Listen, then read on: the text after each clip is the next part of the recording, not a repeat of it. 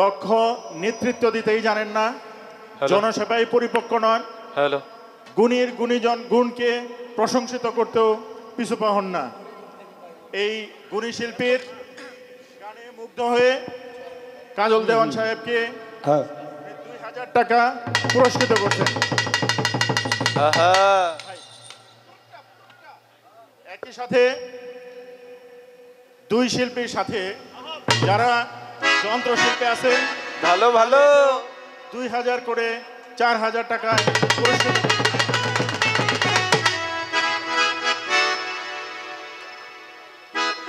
সেই সাথে এই দরবারে যারা উপস্থিত হয়েছেন, সঙ্গীত শিল্পী কে তো সবাই পছন্দ করেন, কিছু পাগল আমরা দেখেছি, পুরুষ পাগল দেখেছি, মহিলা পাগল দিয়েছে, এদেরকেও উনি সম্মানিত করছেন।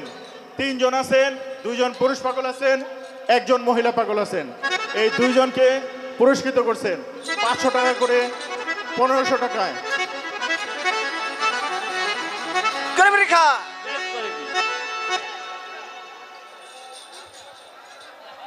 ধন্যবাদ আপনাদেরকে এখানে উপস্থিত হয়ে সকলকে আনন্দ দেওয়ার জন্য।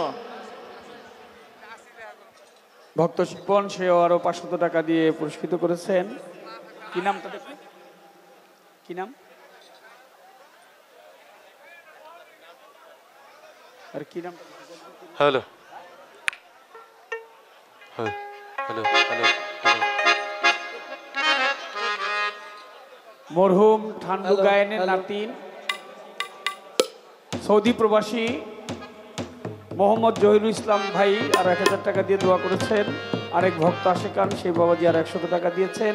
উভয় শিল্পীকে আমাদের আজকের সম্মানিত প্রধান অতিথি ডাক্তার দেওয়ান মোহাম্মদ সালাউদ মোতাবেক আজকের যেহেতু পালা গান তারা সিদ্ধান্ত নিয়েছেন, সেই সিদ্ধান্তটা শুধু আমি তাদের পক্ষ থেকে আজকে আপনাদেরকে জানিয়ে দিচ্ছি।